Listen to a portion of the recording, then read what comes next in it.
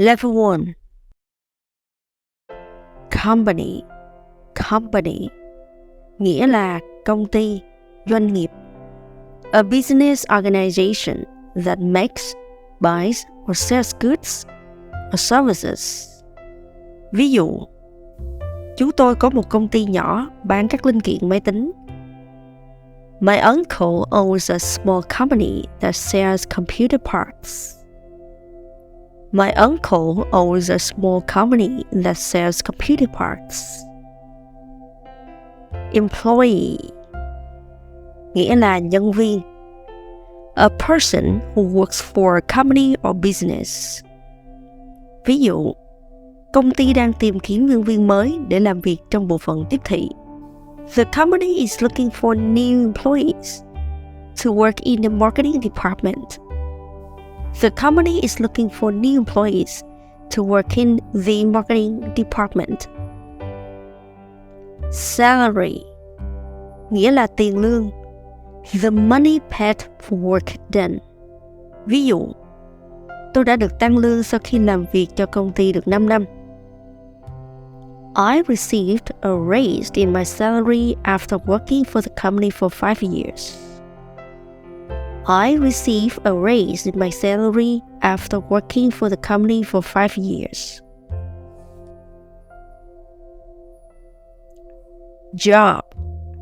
Job, nghĩa là công việc, việc làm. Work that a person does regularly in order to earn money. Ví dụ, công việc của tôi bao gồm trả lời các cuộc gọi điện thoại và email. My job involves answering phone calls and responding to emails. My job involves answering phone calls and responding to emails. Manager, nghĩa là quản lý. A person who is responsible for controlling or administering all or part of a company or an organization. Ví dụ, người quản lý của bộ phận chịu trách nhiệm đưa ra các mục tiêu và đảm bảo chúng được hoàn thành. The manager of the department is responsible for setting goals and making sure they are met. The manager of the department is responsible for setting goals and making sure they are met. Team, nghĩa là nhóm hoặc là đội ngũ. A group of people who work together to achieve a common goal. Ví dụ, nhóm tiếp thị chịu trách nhiệm quảng bá sản phẩm và dịch vụ của công ty.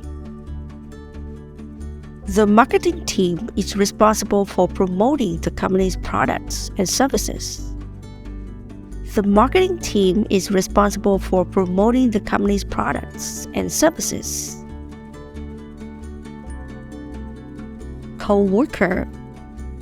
Coworker, nghĩa là đồng nghiệp.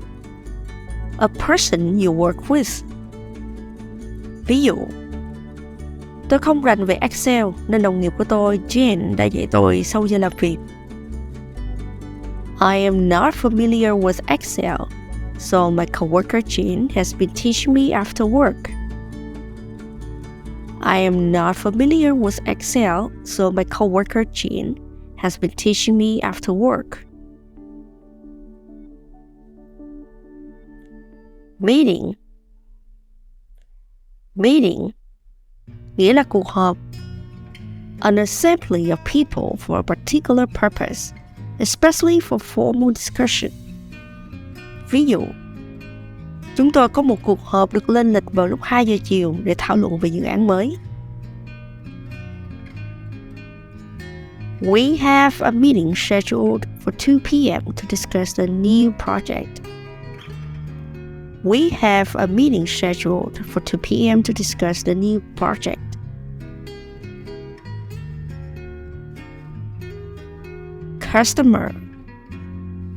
Customer, nghĩa là khách hàng mua sản phẩm. A person who buys goods or services from a shop or business. Ví dụ, khách hàng đã không hài lòng với sản phẩm và yêu cầu hoàn tiền. The customer was unhappy with the product and requested a refund. The customer was unhappy with the product and requested a refund.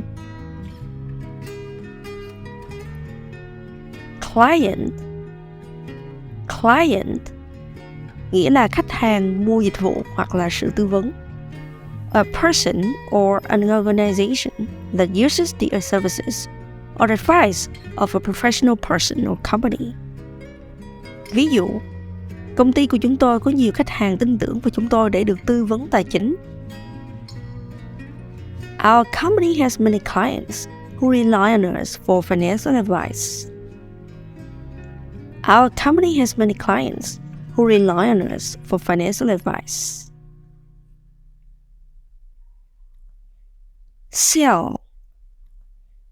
Sell nghĩa là việc bán hàng. The exchange of goods or services for an amount of money. Ví dụ, anh ta chỉ muốn bán cho nhanh. He just wants to make a quick sale. He just wants to make a quick sale. Sales nghĩa là bộ phận bán hàng. The department that sells a company's products. Ví dụ, bộ phận bán hàng của chúng tôi đã làm rất tốt trong quý này. Our sales department has been doing well this quarter. Our sales department has been doing well this quarter. Cash nghĩa là tiền mặt. Money in the form of bills and coins. Ví dụ, bạn có tiền mặt không? Do you have any cash on you? Do you have any cash on you? Credit card nghĩa là thẻ tín dụng. A small plastic card that can be used as a method of payment, the money being taken from you at a later time. Ví dụ, bạn muốn thanh toán bằng tiền mặt hay là thẻ? Will you pay by credit card or in cash? Will you pay by credit card or in cash?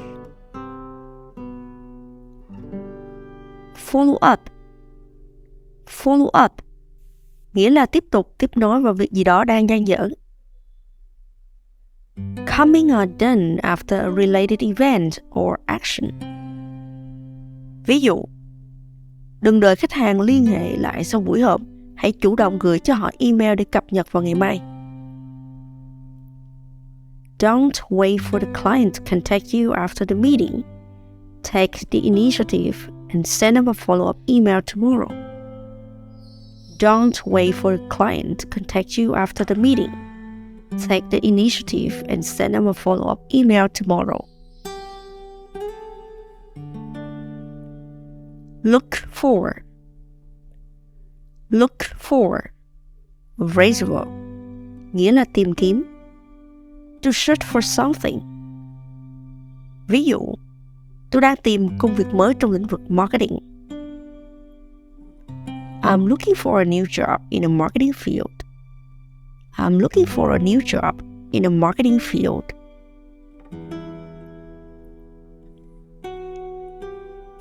Task nghĩa là nhiệm vụ. A piece of work to be done. Ví dụ, nhiệm vụ đầu tiên của cậu là thiết kế lại website của công ty.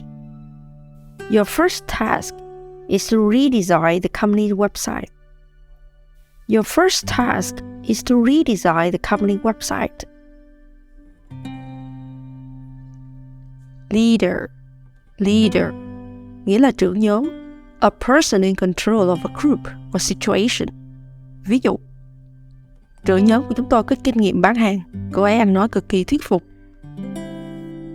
Our team leader has sales experience. She could be incredibly persuasive. Our team leader has sales experience. She could be incredibly persuasive. Head of department, nghĩa là trưởng phòng. A person who is responsible for managing and running a particular department. Ví dụ, không ngờ trưởng phòng nhân sự đích thân phỏng vấn tôi ngay vòng đầu tiên.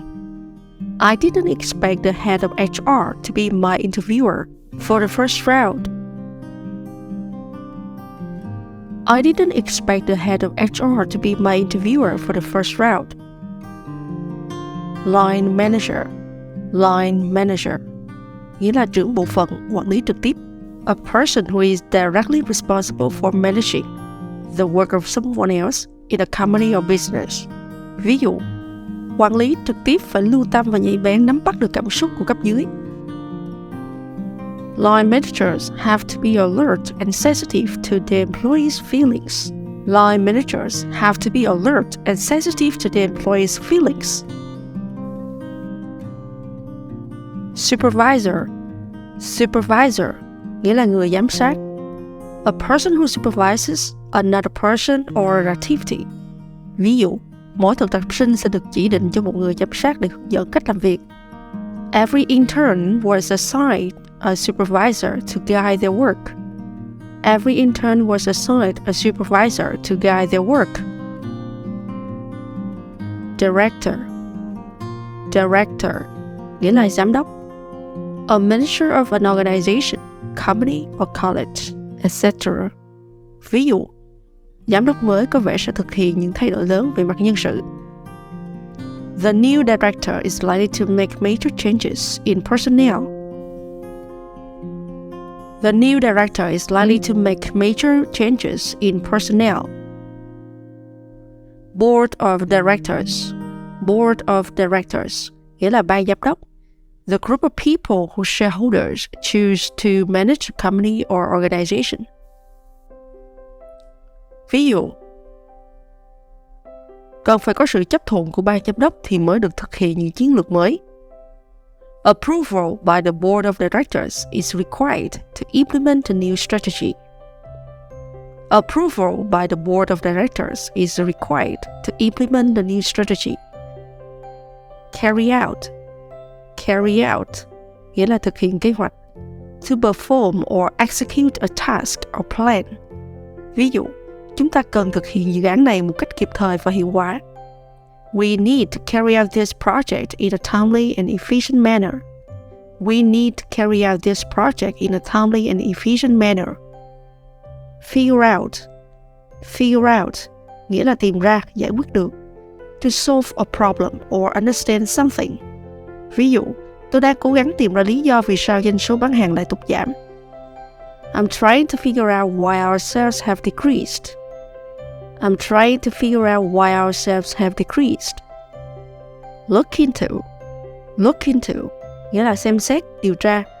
To investigate or research something. Ví dụ, chúng ta cần xem xét vấn đề kỹ lưỡng hơn để xác định nguyên nhân. We need to look into the matter further to determine the cause.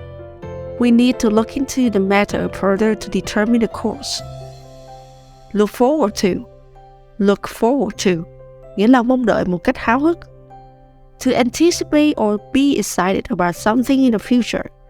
Ví dụ, tôi thực sự mong chờ hội thảo sắp tới. I'm really looking forward to the upcoming conference. I'm really looking forward to the upcoming conference. Accountant, nghĩa là người kế toán. Keeps or checks financial accounts. Ví dụ, chúng tôi thuê một kế toán tự do để lo việc thuế khóa.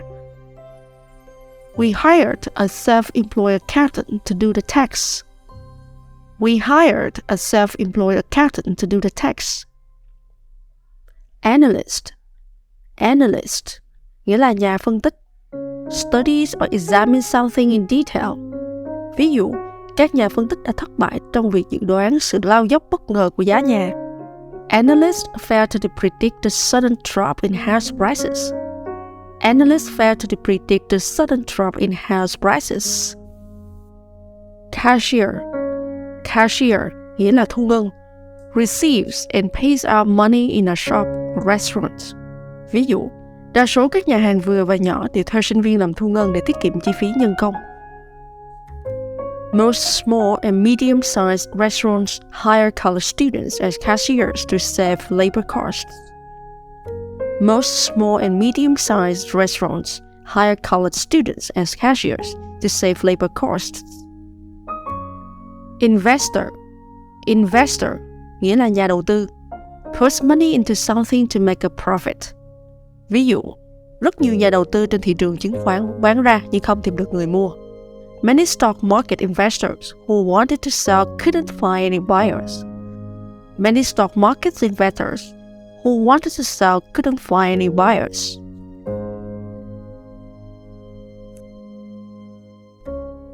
Level 2. Market nghĩa là chợ hoặc thị trường. A group of buyers and sellers of a particular product or service.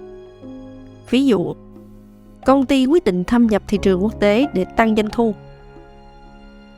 Example: The company decided to enter the global markets to increase its revenue. The company decided to enter the global market to increase its revenue.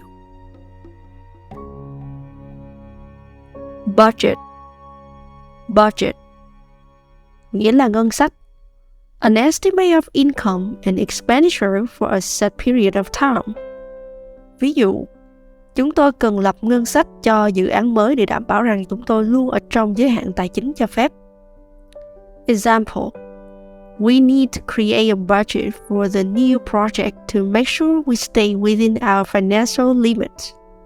We need to create a budget for the new project to make sure we stay within our financial limits. Product nghĩa là sản phẩm. An item or service that is offered for sale. Ví dụ, sản phẩm mới của công ty chúng tôi được kỳ vọng sẽ trở thành sản phẩm bán chạy nhất. Example: Our company's new product is expected to be the best seller. Our company's new product is expected to be a best seller.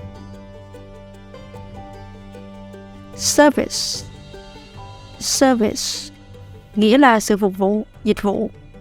An activity or job that is performed for a fee. Ví dụ, công ty chúng tôi cung cấp đa dạng các loại dịch vụ bao gồm tư vấn và tiếp thị. Example: Our company offers a wide range of services, including consulting and marketing. Our company offers a wide range of services, including consulting and marketing.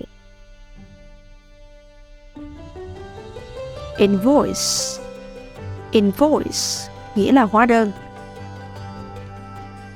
A list of services provided and the cost sent by supplier to a customer. Ví dụ, chúng tôi cần gửi hóa đơn cho khách hàng cho các sản phẩm mà họ đã đặt. Example: We need to send an invoice to the customer for the products they ordered. We need to send an invoice to the customer for the products they ordered.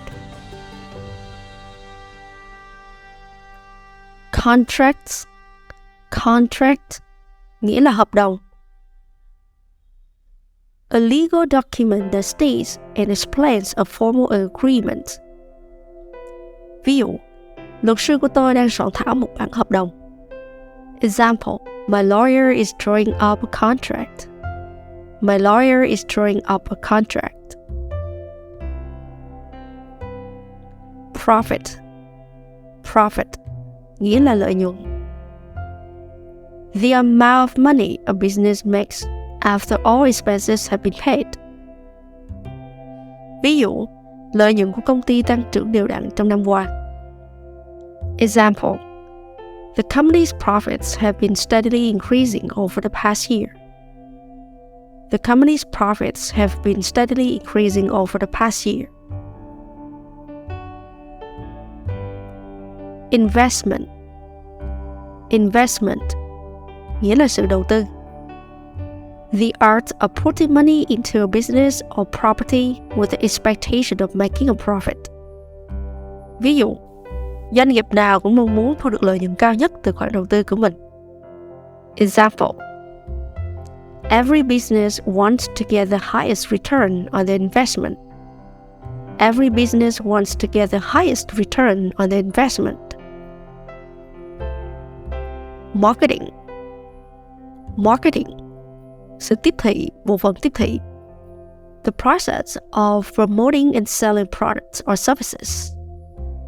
Ví dụ, nhóm tiếp thị của chúng tôi đang thực hiện một chiến dịch quảng cáo để ra mắt sản phẩm mới. Example, our marketing team is working on a new advertising campaign for the product launch. Our marketing team is working on a new advertising campaign for the product launch. Brand. Brand, nghĩa là thương hiệu. A particular product or company that is recognized by its name.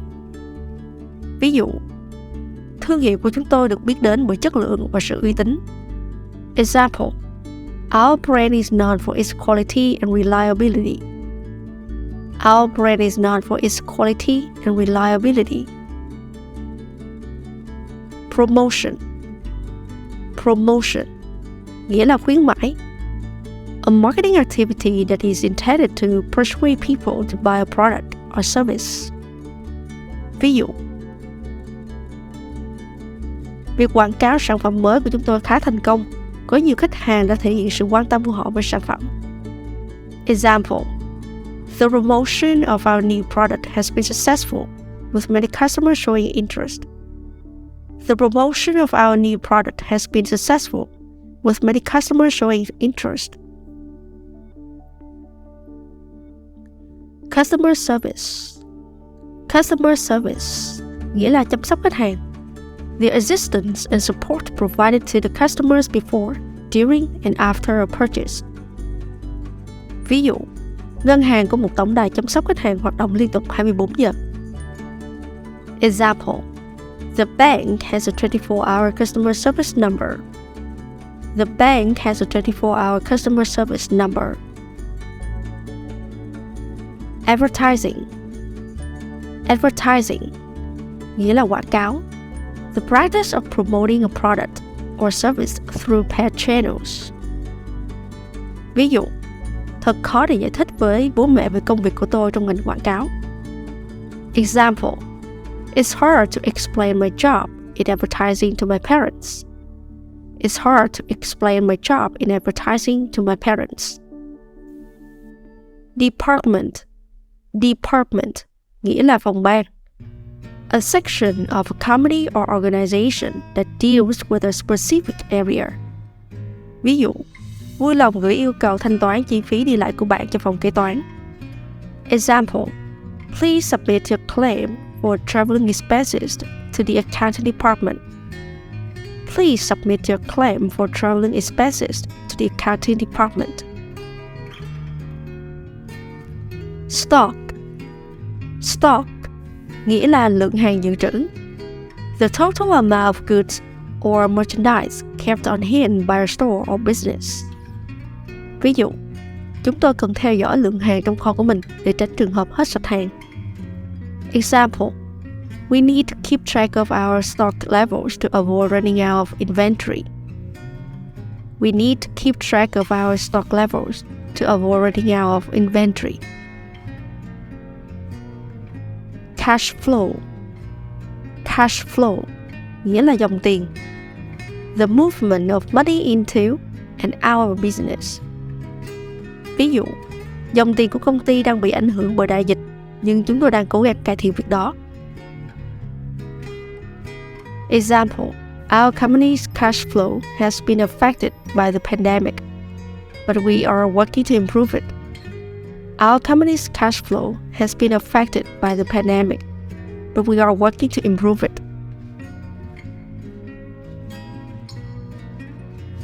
Entrepreneur. Entrepreneur, nghĩa là doanh nhân. A person who sets up and runs a business on their own. Ví dụ, em trai tôi là một doanh nhân, nó đã mở một công ty về công nghệ. For example, my brother is an entrepreneur who started his own tech company. My brother is an entrepreneur who started his own tech company. Discuss. Discuss nghĩa là thảo luận. To talk about something with someone in order to exchange ideas or reach a decision together. Ví dụ, hãy thảo luận về bản đề xuất này trong cuộc họp ngày mai.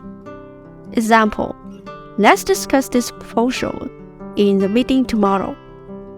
Let's discuss this proposal in the meeting tomorrow. Arrange. Arrange nghĩa là sắp xếp. To organize or make plans for something to happen. Ví dụ, chúng ta cần sắp xếp cuộc họp với khách hàng mới càng sớm càng tốt. Example, we need to arrange a meeting with a new client as soon as possible. We need to arrange a meeting with a new client as soon as possible. Offer. Offer nghĩa là đưa ra một đề nghị hay là một cơ hội. To give someone the opportunity to accept something, usually something that is for sale. Ví dụ, công ty chuẩn bị đưa ra một loạt các sản phẩm mới trong năm nay. Example, the company is offering a new range of products this year. The company is offering a new range of products this year. Confirm. Confirm nghĩa là xác nhận. To state or show that something is true or certain. Ví dụ, vui lòng xác nhận ngày giờ của cuộc họp qua email.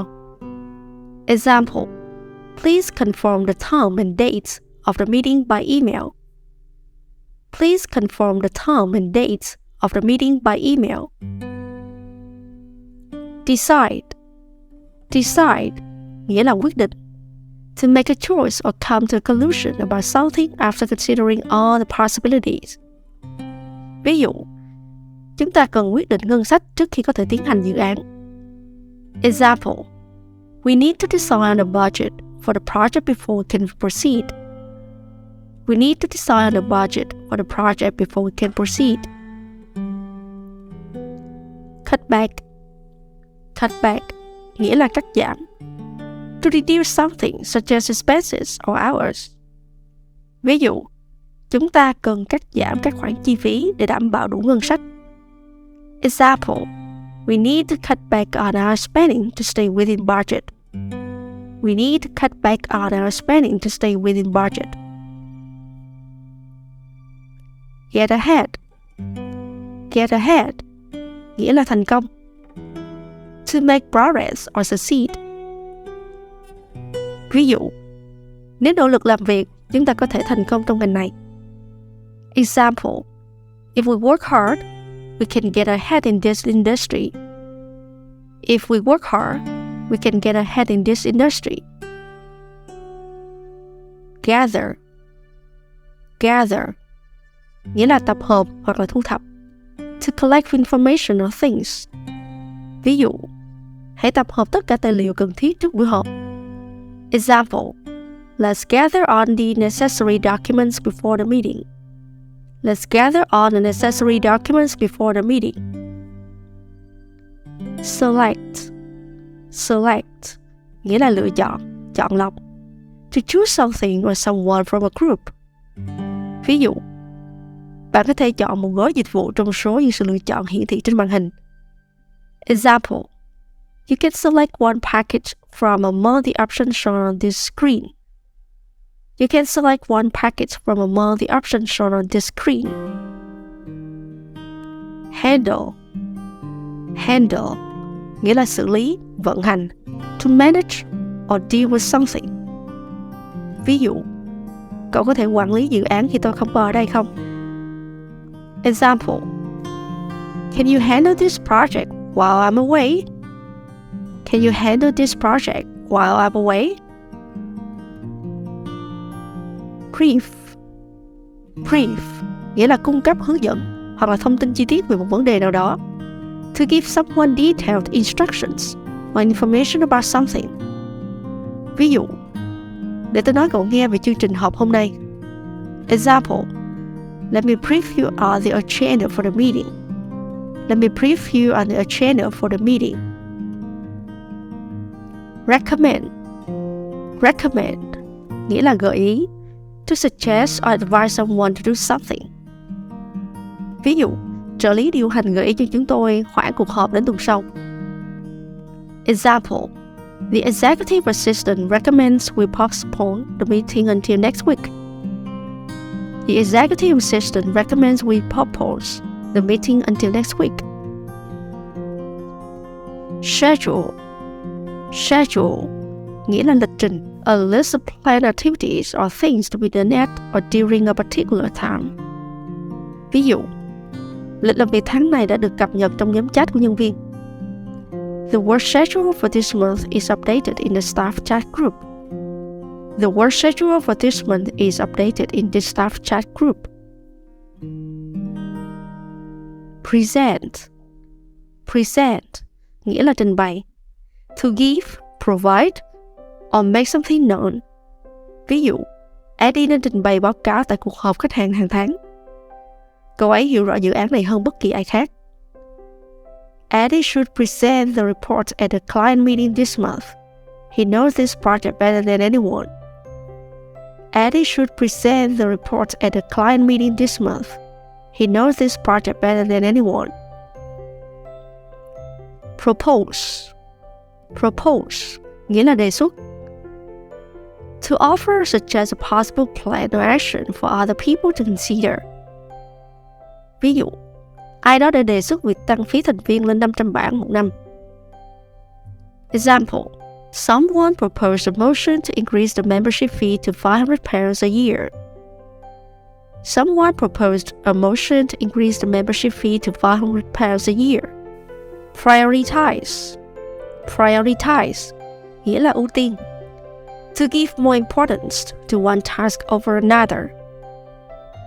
Ví dụ, các khách hàng cao cấp thường không đặt chỗ trước và cậu buộc phải học cách ưu tiên. Example: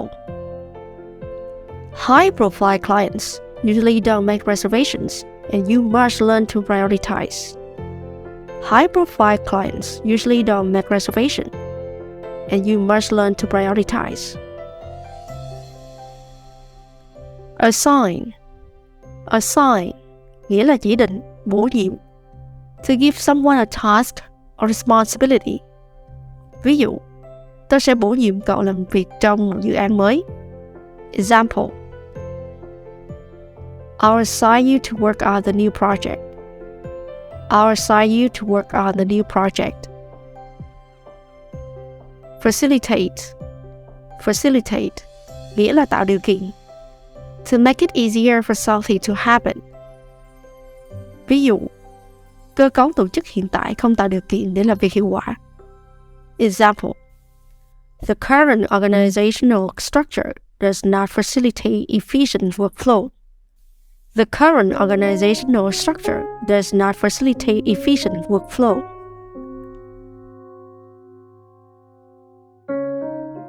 Contribute. Contribute nghĩa là đóng góp. To give something such as time, money, or ideas to help achieve or support something. Ví dụ, mọi người nên cùng đóng góp vào thành công của dự án. Example: Everyone should contribute to the success of the project. Everyone should contribute to the success of the project. Attend. Attend nghĩa là tham gia, có mặt. To go to an event, meeting, or activity. Ví dụ, cậu có tham gia hội thảo tuần tới không? Example: Are you attending a conference next week? Are you attending a conference next week? Involve.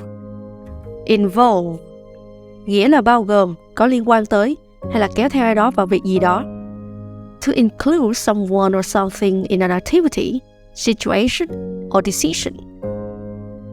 Ví dụ, chúng ta phải đưa cả team tham gia vào quá trình ra quyết định. Example: We should involve the whole team in the decision-making process. We should involve the whole team in the decision-making process. Suggest. Suggest nghĩa là gợi ý. To offer an idea or opinion. Ví dụ, bạn có thể gợi ý một giải pháp cho vấn đề được không? Example: Can you suggest a solution to the problem? Can you suggest a solution to the problem? Consider. Consider nghĩa là cân nhắc. To think carefully about something before making a decision. Ví dụ, chúng ta cần cân nhắc tất cả các lựa chọn trước khi đưa ra hành động. Example, we need to consider all the options before we decide on the course of action. We need to consider all the options before we decide on the course of action. Evaluate. Evaluate nghĩa là đánh giá. To judge or calculate the quality, importance, amount or value of something. Ví dụ, chúng ta cần đánh giá kết quả khảo sát thị trường trước khi tung ra sản phẩm mới. Example, we need to evaluate the results of the market research before we launch the new product. We need to evaluate the results of the market research before we launch the new product. Advise. Advise nghĩa là đưa ra lời khuyên. To give someone an opinion or recommendation about what they should do. Ví dụ, cố vấn tài chính khuyên chúng ta nên đầu tư vào các quỹ tương hỗ. Example, our financial advisor advised us to invest in mutual funds. Our financial advisor advised us to invest in mutual funds. Agree. Agree nghĩa là đồng tình. To have the same opinion or someone else, or to accept something that someone suggests. Ví dụ, chúng tôi đều nhất trí rằng chiến lược marketing mới này đã có hiệu quả. Example, we all agree that the new marketing strategy was effective.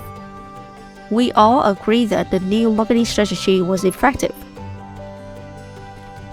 Assess. Assess nghĩa là đánh giá, định mức. To evaluate or measure the quality, value or significance of something. Ví dụ, giáo viên đánh giá bài luận của các sinh viên dựa trên nội dung, cách sắp xếp và ngữ pháp. Example, the teacher assessed the student's essay based on its content, organization, and grammar. The teacher assessed the student's essay based on its content, organization, and grammar. Collaborate. Collaborate nghĩa là hợp tác. To work together with one or more people on a project or task. Ví dụ, cả nhóm hợp tác với nhau trong dự án này, cùng chia sẻ ý tưởng và góp ý để đảm bảo đi đến thành công. Example, the team collaborated on the project, sharing ideas and feedback to ensure its success. The team collaborated on the project, sharing ideas and feedback to ensure its success. Develop. Develop nghĩa là phát triển. To create or improve a product, process or idea over time. Ví dụ, công ty liên tục phát triển sản phẩm mới đáp ứng nhu cầu của khách hàng. Example, the company is constantly working to develop new products that meet the needs of its customers. The company is constantly working to develop new products that meet the needs of its customers. Market. Market nghĩa là tiếp thị. To promote and sell a product or service to consumers. Ví dụ, doanh nghiệp đã tiếp thị sản phẩm mới của họ thông qua các chiến dịch quảng cáo và truyền thông mạng xã hội nhằm đến các đối tượng mục tiêu cụ thể. Example, the company marketed its new product through targeted advertising and social media campaigns. The company marketed its new product through targeted advertising and social media campaigns.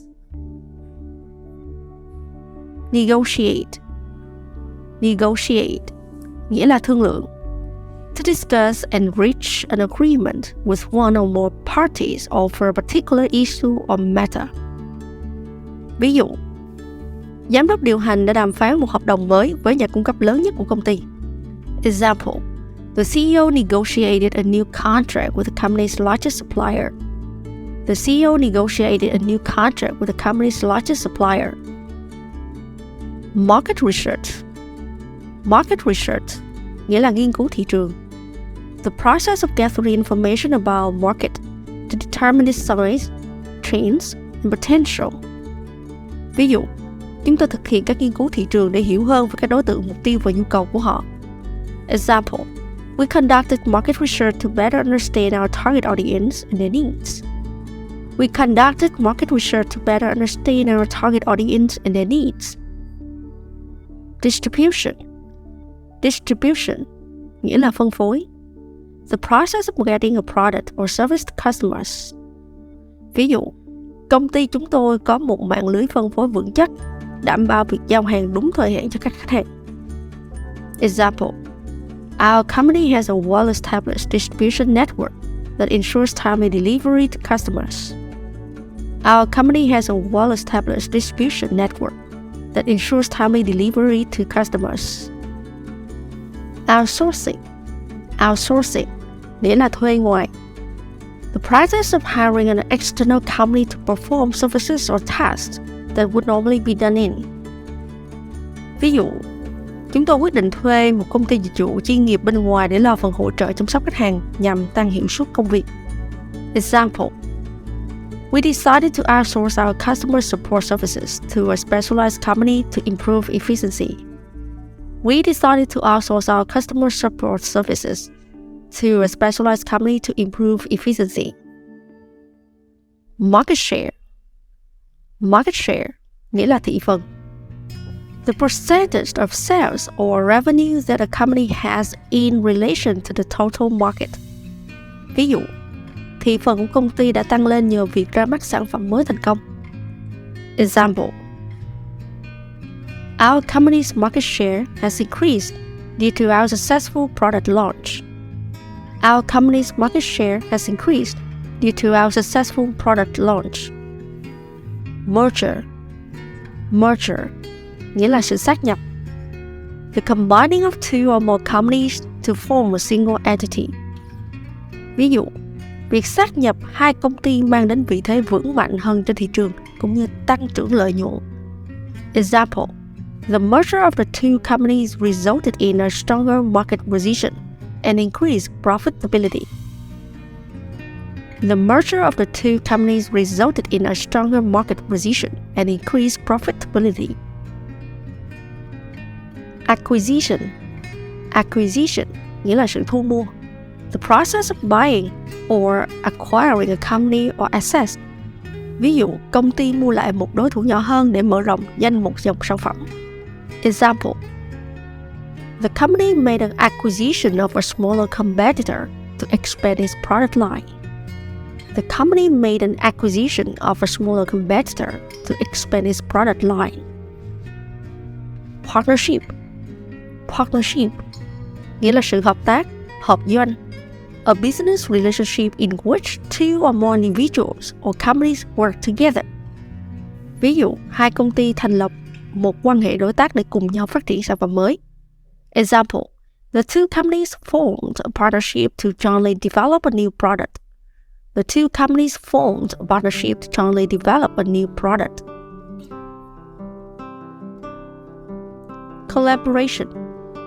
Collaboration, nghĩa là sự kết hợp, cộng tác. The art of working together with others to achieve a common goal. Ví dụ, công ty chúng tôi đánh giá cao sự hợp tác giữa các thành viên trong nhóm để đảm bảo việc hoàn thành dự án thành công. Example, our company values collaboration among team members to ensure successful project completion. Our company values collaboration among team members to ensure successful project completion. Level 3. Identify, nghĩa là nhận diện. To recognize or establish what something is or someone is. Ví dụ, chúng ta cần xác định nguyên nhân cốt lõi của vấn đề trước khi có thể tìm ra giải pháp. Example, we need to identify the root cause of a problem before we can find the solution. We need to identify the root cause of the problem before we can find a solution. Clarify, nghĩa là làm rõ, làm sáng tỏ. To make something clearer or easier to understand. Ví dụ, bạn có thể nói rõ ý của bạn khi nhắc đến deadline được không? Example, can you clarify what you mean by deadline? Can you clarify what you mean by deadline? Streamline, nghĩa là hợp lý hóa, tinh giản, làm cho gọn gàng hơn. To simplify or optimize a process, system, or organization in order to reduce cost or improve efficiency. Ví dụ, các biện pháp cắt giảm chi phí bao gồm tinh giản các thủ tục hành chính trong công ty. Example, the cost-cutting measures include streamlining administrative procedures in a company. The cost-cutting measures include streamlining administrative procedures in a company. Incentive, nghĩa là khuyến khích, khích lệ. Something that encourages or motivates someone to do something. Ví dụ, công ty đưa ra một chương trình khuyến khích để thúc đẩy nhân viên đạt được mục tiêu bán hàng của họ. Example, the company offered an incentive program to encourage employees to meet their sales targets. The company offered an incentive program to encourage employees to meet their sales targets. Overhead cost, nghĩa là chi phí hoạt động, chi phí gián tiếp. The ongoing expenses of running a business or organization, such as rent, utilities, and salaries. Ví dụ, công ty buộc phải cắt giảm chi phí hoạt động để duy trì lợi nhuận. Example, the company had to cut its overhead cost to stay profitable. The company had to cut its overhead costs to stay profitable. Delegate, nghĩa là ủy quyền, giao nhiệm vụ cho người khác. To give someone else the responsibility and authority to do something, often a task or a decision that one would normally handle oneself. Ví dụ, quản lý đã giao việc lập ngân sách mới cho trợ lý của cô ấy. Example, the manager delegated the task of creating a new budget to her assistant. The manager delegated the task of creating a new budget to her assistant. Redundancy, nghĩa là sự dư thừa. The state of being no longer needed or useful, often in the context of employment. Ví dụ, doanh nghiệp phải cho thôi việc hàng loạt nhân viên bởi sự dư thừa. Example, the company had to lay off several employees due to redundancy. The company had to lay off several employees due to redundancy. Liquidity, nghĩa là tính thanh khoản. The ability of a business to meet its financial obligations, often in the form of having enough cash on hand to cover expenses. Ví dụ, các nhà đầu tư khi xem xét cổ phiếu của một công ty thường cân nhắc tính thanh khoản của công ty đó, bởi vì điều này có thể phản ánh được sức khỏe tài chính của công ty. Example, investors looking at a company's stocks often consider company's accounting liquidity because this can convey the state of a company's financial health. Investors looking at a company's stocks often consider the company's accounting liquidity because this can convey the state of a company's financial health. Benchmark, nghĩa là mức tiêu chuẩn để so sánh và đánh giá.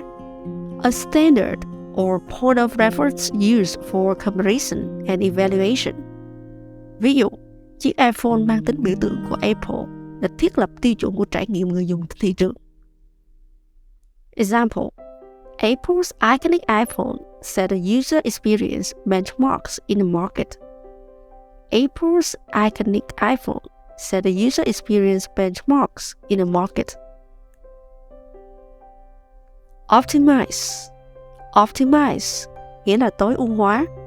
To make the best or most efficient use of something, often in the context of resources or processes. Ví dụ, công ty đã thuê một chuyên viên tư vấn để giúp tối ưu hóa chuỗi cung ứng. Example, the company hired a consultant to help optimize its supply chain. The company hired a consultant to help optimize its supply chain. Accountability nghĩa là trách nhiệm giải trình. The expectation or requirement that one is responsible for one's actions and decisions. Ví dụ, công ty nhấn mạnh tầm quan trọng của trách nhiệm giải trình để thúc đẩy văn hóa trung thực và chính trực giữa các nhân viên. Example, the company emphasized accountability among its employees to promote a culture of honesty and integrity. The company emphasized accountability among its employees to promote a culture of honesty and integrity. Break-even point nghĩa là điểm hòa vốn. The point at which a business starts to make as much money as it has spent on a particular product, activity, etc. Ví dụ, chúng tôi đã tính toán sẽ đạt được điểm hòa vốn sau khi bán ra 9.000 đơn vị sản phẩm. We have calculated that our break-even point would be 9,000 units sold. We have calculated that our break-even point would be 9,000 units sold. Liability nghĩa là nợ phải trả. The legal responsibility for something such as a debt or obligation. Ví dụ, doanh nghiệp có khoản nợ phải trả trị giá 5 triệu đô. Example, the business has liabilities of $5 million. The business has liabilities of $5 million.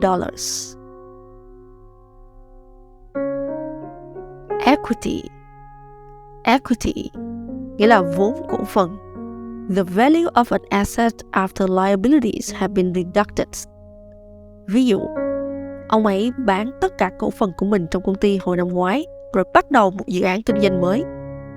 Example, he sold all of his equity in the company last year and then started a new business venture.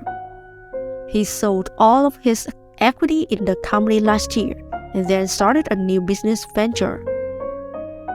Empower nghĩa là cấp quyền, cho phép. To give someone the authority, resources, or confidence to do something. Ví dụ, chúng tôi trao quyền cho các nhân viên bán hàng tự đưa ra quyết định mà không cần thông qua người giám sát của họ.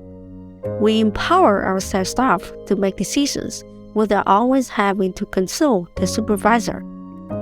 We empower our sales staff to make decisions without always having to consult the supervisor.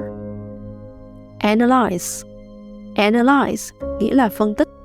To examine something in detail in order to understand or explain it. Ví dụ, trong khi phân tích báo cáo kinh doanh, chúng tôi đã nhận thấy doanh thu từ sản phẩm chủ lực đang sụt giảm nghiêm trọng. Example, while analyzing the sales performance report, we noticed a serious decline of revenue from our flagship product. While analyzing the sales performance report, we noticed a serious decline of revenue from our flagship products. Constructive criticism nghĩa là góp ý mang tính xây dựng. A type of feedback that offers specific and actionable advice to help employees to improve. Ví dụ, trưởng nhóm nên có những góp ý mang tính xây dựng thay vì chỉ ra lỗi sai của nhân viên.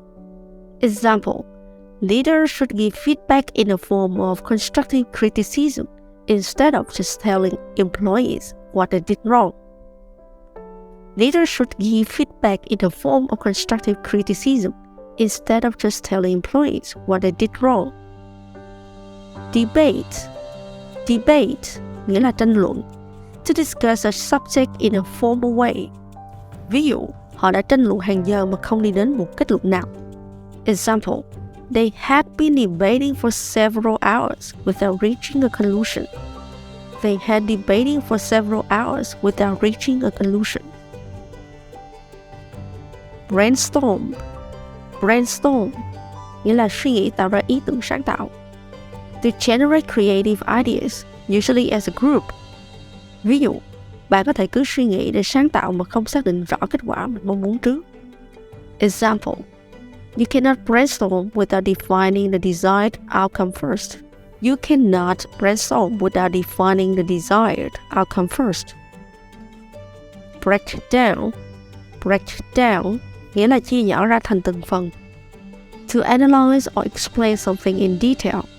Ví dụ, hãy chia dự án thành những nhiệm vụ nhỏ để tiện cho việc quản lý. Example: Let's break down the project into smaller tasks to make it more manageable. Let's break down the project into smaller tasks to make it more manageable. Come up with nghĩa là nghĩ ra, nảy ra một ý tưởng. To think of or create something such as a solution or idea. Ví dụ, giám đốc dự án muốn dời việc ra mắt tính năng mới cho đến khi anh nghĩ ra một ý tưởng truyền thông thật đặc sắc. The project manager wanted to postpone the new feature launch until he came up with a mind-blowing communication idea. The project manager wanted to postpone the new feature launch until he came up with a mind-blowing communication idea. Get away with nghĩa là thoát khỏi việc bị bắt hoặc trừng phạt bởi một việc làm sai. To escape punishment or criticism for something. Ví dụ, nhiều người nghĩ rằng họ có thể bình an vô sự sau khi thực hiện những hành vi phi đạo đức tại nơi làm việc. Example: Some people think they can get away with unethical behavior in a workplace. Some people think they can get away with unethical behavior in a workplace. Summarize nghĩa là tóm tắt. To give a brief statement of the main points of something. Ví dụ, cậu có thể tóm tắt những điểm quan trọng của báo cáo này trong vòng một đoạn không? Example: Can you summarize the key findings of the report in one paragraph? Can you summarize the key findings of the report in one paragraph? Draw up nghĩa là soạn thảo. To create or prepare a document such as a contract or agreement. Ví dụ, chúng ta cần soạn thảo một bản hợp đồng mới đảm bảo công bằng cho tất cả các bên. Example: We need to draw up a new contract that is fair to all parties involved.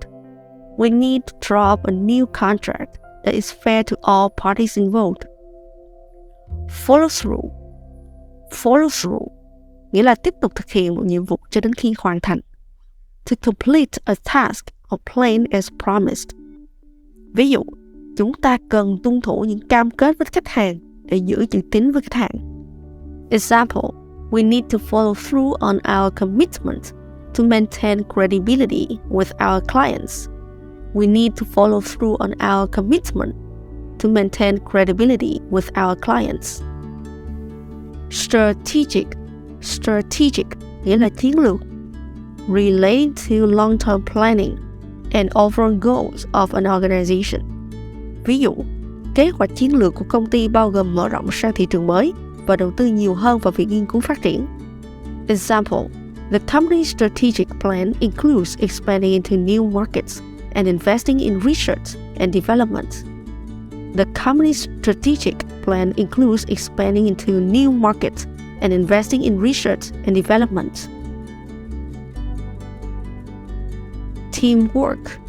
Teamwork nghĩa là làm việc nhóm. Cooperative or coordinated effort on the part of a group of persons acting together as a team or in the interest of a common cause.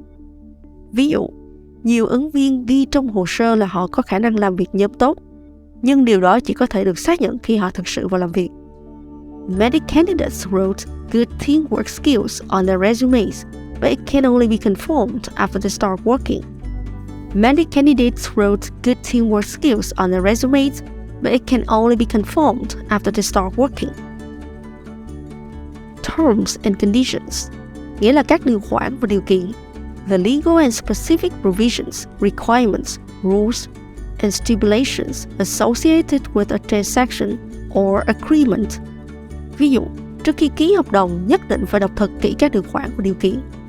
Example: Before signing a contract, It's essential to review and understand all the terms and conditions carefully.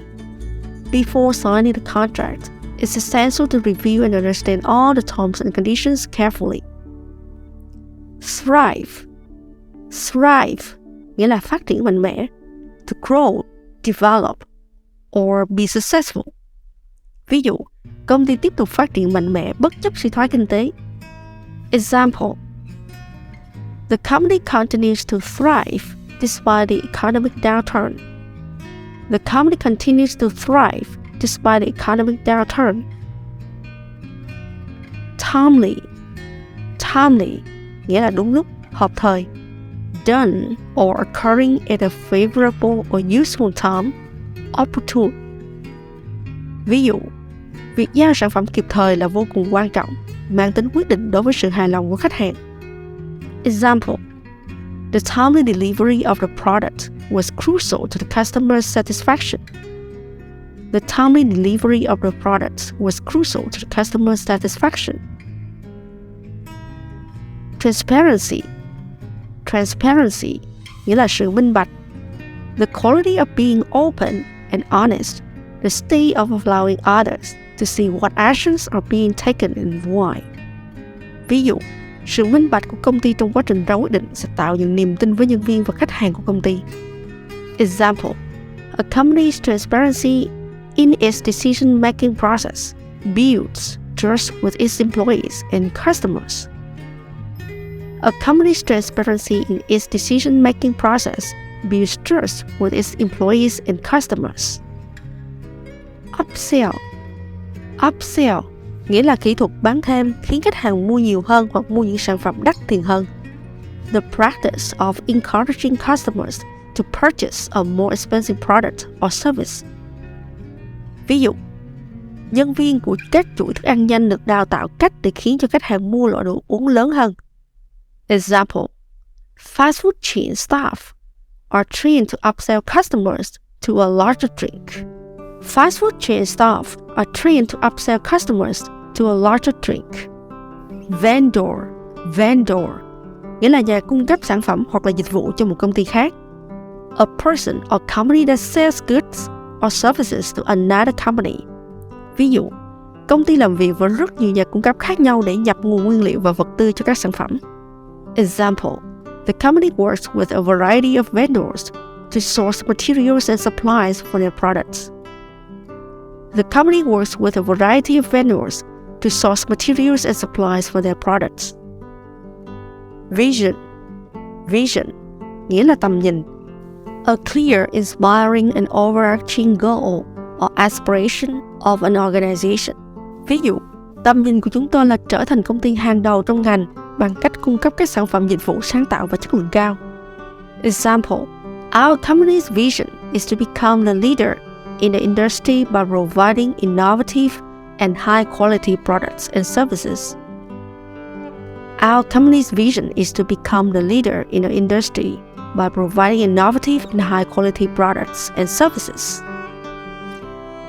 Workforce. Workforce nghĩa là lực lượng lao động. The people engaged in or available for work, either in a particular company or industry, or in the workforce as a whole. Ví dụ, lực lượng nhân sự của công ty bao gồm các nhân viên có xuất thân cũng như kỹ năng đa dạng. Example: The company's workforce includes employees from diverse backgrounds and skill sets.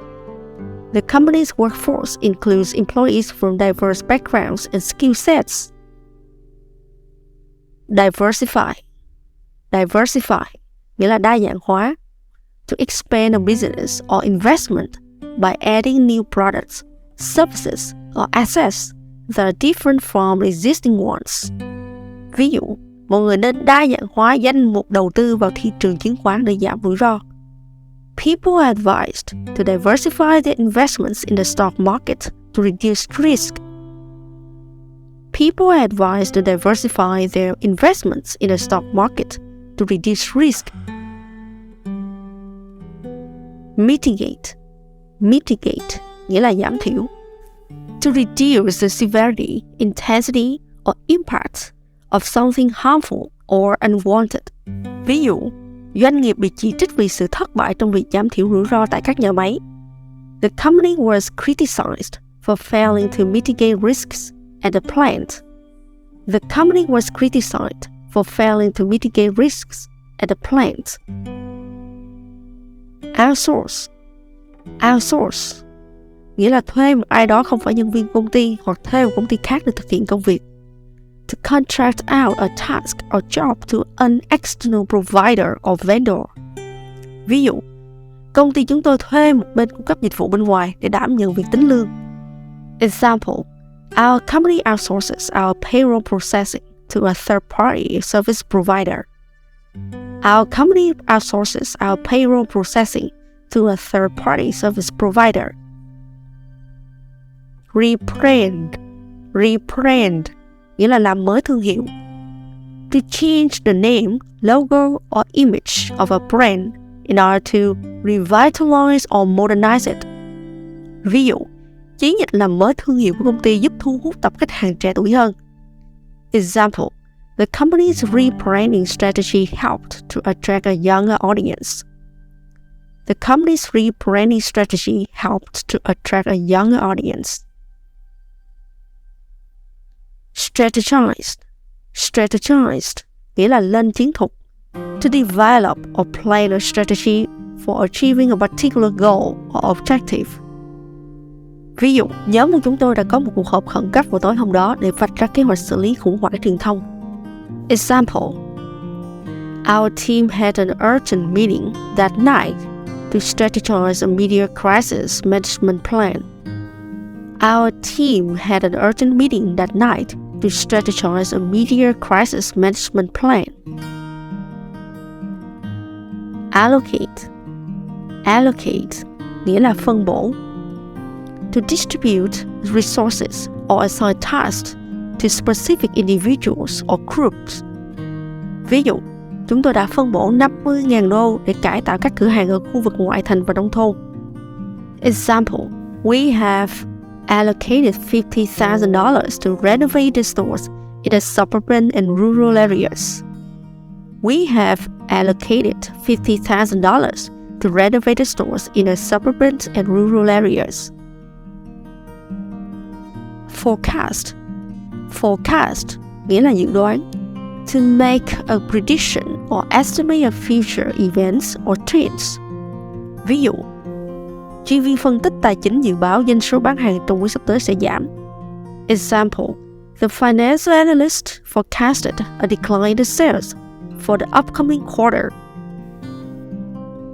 The financial analyst forecasted a decline in sales for the upcoming quarter. Implements. Implements nghĩa là thực thi. To put a plan, decision or system into effect. Ví dụ, công ty triển khai một hệ thống giám sát mới để theo dõi hiệu suất làm việc của nhân viên. Example, the company implemented a new system for tracking employee productivity. The company implemented a new system for tracking employee productivity. Innovate. Innovate nghĩa là đổi mới. To introduce new ideas, methods or products. Ví dụ, ngành công nghiệp thời trang luôn khao khát đổi mới.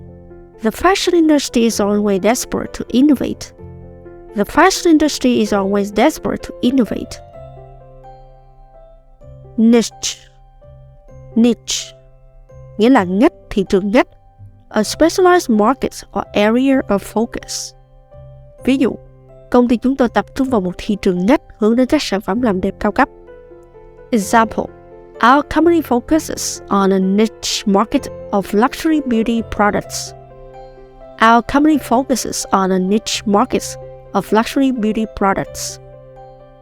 Return on investment, ROI.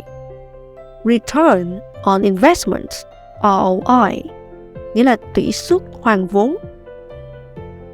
A measure of the profitability of an investment. A measure of the profitability of an investment. Ví dụ, chúng tôi đã tính tỷ suất hoàn vốn để xác định hiệu quả của chiến dịch tiếp thị.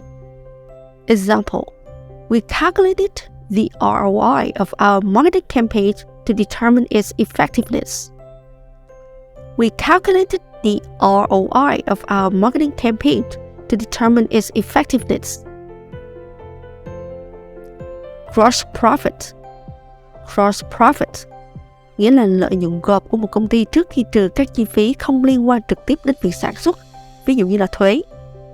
A company's profit from selling goods or services before costs not directly related to producing them are subtracted. Ví dụ, trong một số ngành ví dụ như phát triển phần mềm, tỷ suất lợi nhuận gộp đôi khi lên đến hơn 80%. In some industries, such as software product development, the gross profit margin can be higher than 80% in many cases. In some industries, such as software product development, the gross profit margin can be higher than 80% in many cases. Net profit. Net profit nghĩa là lợi nhuận ròng. The amount of profit remaining after all expenses have been deducted. Ví dụ, lợi nhuận ròng của công ty tăng 10% so với năm ngoái nhờ thành công trong việc kiểm soát chi phí. Example, the company's net profit increased by 10% compared to last year due to successful cost control. The company's net profit increased by 10% compared to last year due to successful cost control. Revenue. Revenue nghĩa là doanh thu. The income generated from sales of products or services. Ví dụ, doanh thu của công ty tăng đáng kể trong năm nay, nhưng lợi nhuận ròng thì không được cải thiện do chi phí tiếp thị tăng cao. The company's revenue increased significantly this year, but the net profit did not improve due to rising marketing costs. The company's revenue increased significantly this year, but the net profit did not improve due to rising marketing costs. Dividend. Dividend nghĩa là cổ tức. A payment made by a company to its shareholders as a share profits. Ví dụ, tình hình tài chính vững chắc cho phép công ty chi cổ tức cho các cổ đông. Example, the company's strong financial performance allowed it to issue a dividend to its shareholders. The company's strong financial performance allowed it to issue a dividend to its shareholders. Corporate Social Responsibility CSR. Corporate Social Responsibility CSR nghĩa là trách nhiệm xã hội của một doanh nghiệp. A company's commitment to behave ethically and contribute to economic development while improving the quality of life of its workforce and their families, the local community, and society at large. Ví dụ, chúng tôi rất coi trọng trách nhiệm xã hội của doanh nghiệp và thường xuyên quyên góp một phần lợi nhuận chúng tôi cho các tổ chức từ thiện địa phương. Example, our company takes corporate social responsibility very seriously and regularly donates a portion of our profits to local charities. Our company takes corporate social responsibility very seriously and regularly donates a portion of our profits to local charities. Agile. Agile. Agile nghĩa là nhanh chóng, linh hoạt. A flexible and adaptable approach to project management and software development. Ví dụ, việc áp dụng các phương pháp linh hoạt đã giúp nâng cao hiệu quả và giảm thời gian của dự án. Example, the company's adoption of agile methodologies has helped improve efficiency and reduce project timelines. The company's adoption of agile methodologies has helped to improve efficiency and reduce project timelines. Network. Network nghĩa là gặp gỡ giao tiếp để mở rộng mạng lưới quan hệ xã hội. To interact or establish relationships with others in order to exchange information or resources. Ví dụ, tham dự các hội thảo trong ngành là một cách tuyệt vời để kết nối các chuyên gia khác trong lĩnh vực của bạn. Example, attending industry conference is a great way to network with other professionals in your field. Attending industry conferences is a great way to network with other professionals in your field. Standardize.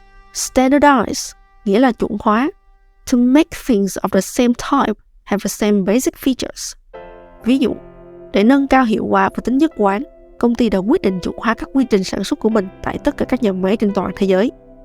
Example: in order to improve efficiency and consistency, the company decided to standardize its manufacturing processes across all its factories worldwide. In order to improve efficiency and consistency, the company decided to standardize its manufacturing processes across all its factories worldwide. Target market. Target market nghĩa là thị trường mục tiêu. The specific group of consumers that a company aims to reach and sell its products or services to. Ví dụ, thị trường mục tiêu của chúng tôi là các chuyên gia trẻ trong lĩnh vực y tế có quan tâm đến thời trang bền vững. Example: our target market is young professionals in the medical field who are interested in sustainable fashion. Our target market is young professionals in the medical field who are interested in sustainable fashion. E-commerce. E-commerce nghĩa là thương mại điện tử. Buying and selling goods or services over the internet. Ví dụ, nền tảng thương mại điện tử của công ty đã giúp tăng doanh số bán hàng và mở rộng tập khách hàng. Example: the company's e-commerce platform has helped to increase sales and expand its customer base. The company's e-commerce platform has helped to increase sales and expand its customer base. Competitive advantage. Competitive advantage nghĩa là lợi thế cạnh tranh. A feature or benefit that makes the company's product or service superior to others in a market. Ví dụ, công nghệ vượt trội mang lại cho công ty chúng tôi lợi thế cạnh tranh trong ngành. Example: our company's superior technology provides us with a competitive advantage in the industry. Our company's superior technology provides us with a competitive advantage in the industry. Cost-benefit analysis. Cost-benefit analysis nghĩa là phân tích chi phí, lợi ích. An evaluation of the costs and benefits of a decision or project. Ví dụ, chúng tôi đã tiến hành phân tích lợi ích, chi phí để xác định dự án mới có đáng theo hay không. Example: we conducted a cost-benefit analysis to determine whether the new project was worth pursuing. We conducted a cost-benefit analysis to determine whether the new project was worth pursuing. Human resources. HR. Human resources. HR nghĩa là nguồn nhân lực, bộ phận nhân sự. The departments responsible for managing a company's employees and their welfare. Ví dụ, bộ phận nhân sự chịu trách nhiệm thực hiện việc tuyển dụng, đào tạo và phúc lợi cho nhân viên cho công ty. Example: the HR department handles recruitment, training, and employee benefits for the company. The HR department handles recruitment, training, and employee benefits for the company. Fiscal year. Fiscal year nghĩa là năm tài chính. A 12-month period used for accounting and financial reporting purposes. Ví dụ, năm tài chính của chúng tôi bắt đầu từ ngày 1 tháng 1 đến ngày 31 tháng 12. Example: our fiscal year runs from January the 1st to December the 31st. Our fiscal year runs from January the 1st to December the 31st. Key Performance Indicator KPI. Key Performance Indicator KPI nghĩa là chỉ số đánh giá hiệu suất công việc. A measurable value that indicates how well a company is achieving its key objectives. Ví dụ, chúng tôi sử dụng KPI để theo dõi tiến trình đạt được các mục tiêu kinh doanh của mình. Example: we use KPIs to track our progress towards achieving our business goals. We use KPIs to track our progress towards achieving our business goals. cross-functional team. Cross-functional team nghĩa là một nhóm bao gồm nhiều thành viên từ các phòng ban khác nhau kết hợp lại để thực hiện một dự án hoặc công việc nhất định.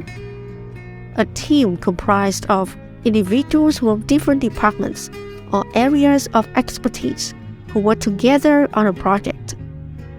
Ví dụ, ở vị trí công việc gần đây nhất, tôi đã lãnh đạo một nhóm đa chức năng trong một dự án để cải thiện hiệu suất làm việc. Example: In my latest role, I led a cross-functional team in a productivity improvement project. In my latest role, I led a cross-functional team in a productivity improvement project. Level 4. Profit and loss, P&L. Profit and loss, P&L nghĩa là báo cáo kết quả hoạt động kinh doanh. A financial statement that shows the company's revenues and expenses during a specific period of time, usually a quarter or a year. Ví dụ, báo cáo kết quả hoạt động kinh doanh hàng quý chúng tôi cho thấy doanh thu tăng 10% so với cùng kỳ năm ngoái, nhưng chi phí cũng tăng 15% dẫn đến lỗ ròng trong quý. Example: Our quarterly P&L statement shows that the revenue increased by 10% compared to the same period last year, but the expenses also increased by 15%, resulting in a net loss for the quarter. Mergers and acquisition, M&A. Mergers and acquisitions, M&A nghĩa là sáp nhập và mua lại. The process of combining or acquiring companies to create a larger entity. Ví dụ, thương vụ M&A gần đây của công ty đã giúp mở rộng kinh doanh và tăng thị phần. Example: The company's recent M&A has helped to expand its business and increase its market share. Due diligence.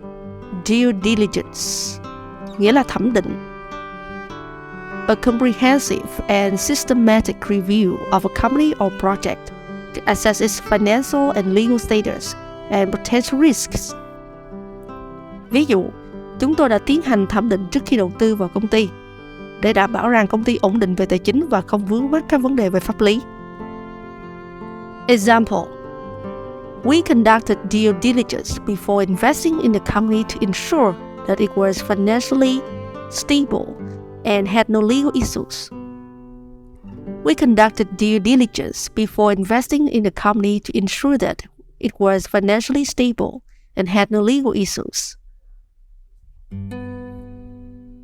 Initial public offering, IPO. Initial public offering, IPO nghĩa là lần đầu phát hành cổ phiếu ra công chúng. The first sale of a company's shares to the public. Ví dụ, chỉ có 5 triệu cổ phiếu được bán ra trong đợt phát hành công khai lần đầu. Example: Only 5 million shares were sold in the IPO. Only 5 million shares were sold in the IPO. Joint venture. Joint venture nghĩa là sự liên doanh. A business arrangement in which two or more parties agree to jointly undertake a specific project or business venture. Ví dụ, hai công ty đã ký một thỏa thuận liên doanh để phát triển một ứng dụng giao thông công cộng. Example: The two companies have entered into a joint venture agreement to develop a public transit app. The two companies have entered into a joint venture agreement to develop a public transit app. Intellectual property, IP. Intellectual property, IP nghĩa là sở hữu trí tuệ. Creative works or ideas that are protected by law from being copied or used without permission. Ví dụ, công ty nắm giữ nhiều bằng sáng chế và thương hiệu để bảo vệ tài sản trí tuệ của mình. Example: The company holds several patents and trademarks to protect its intellectual property. The company holds several patents and trademarks to protect its intellectual property. Intellectual capital. Intellectual capital nghĩa là vốn trí tuệ của một công ty, bao gồm kiến thức, kỹ năng và chuyên môn của các nhân viên. The knowledge, skills, and expertise of a company's employees that contribute to its overall value and success. Ví dụ, nếu muốn giữ lại vốn trí tuệ của công ty, có thể chúng ta cần trả nhiều tiền hơn cho những nhân viên giỏi nhất. Example, if we are going to retain intellectual capital, we may need to offer our best employees more money.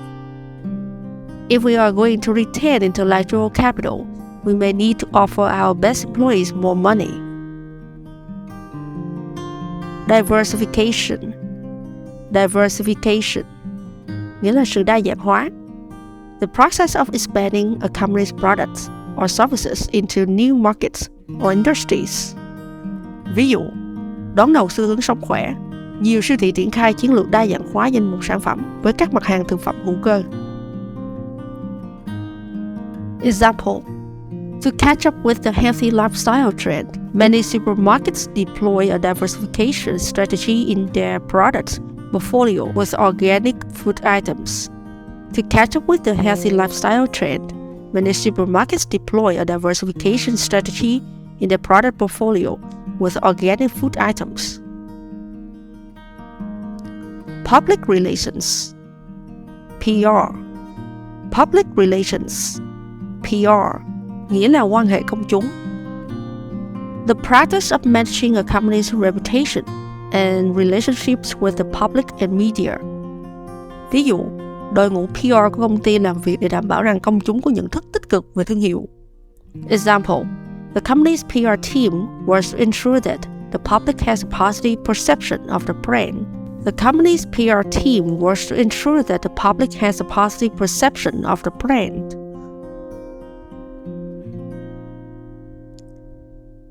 Thought leadership. Thought leadership nghĩa là lãnh đạo về tư duy. A position of authority or expertise in a particular industry or field, often achieved through innovative ideas and influential content. Ví dụ, nhiều CEO như Steve Jobs được biết đến với khả năng lãnh đạo tư tưởng về thẩm quyền của họ trong một lĩnh vực nào đó, cũng như khả năng định nghĩa các khái niệm quan trọng cho tương lai. Many CEOs like Steve Jobs are known for thought leadership due to their authority in an area, their ability to define important terms for the future. Many CEOs like Steve Jobs are known for thought leadership due to their authority in an area, their ability to define important terms for the future. Value proposition. Value proposition nghĩa là tuyên bố về giá trị và lợi ích mà sản phẩm hoặc dịch vụ mang lại. A statement that describes the unique value that a product or service provides to its customers. Ví dụ, tuyên bố giá trị của công ty chúng tôi là cung cấp các sản phẩm chất lượng cao với giá cả phải chăng. Example, our company's value proposition is providing high quality products at affordable prices. Our company's value proposition is providing high quality products at affordable prices.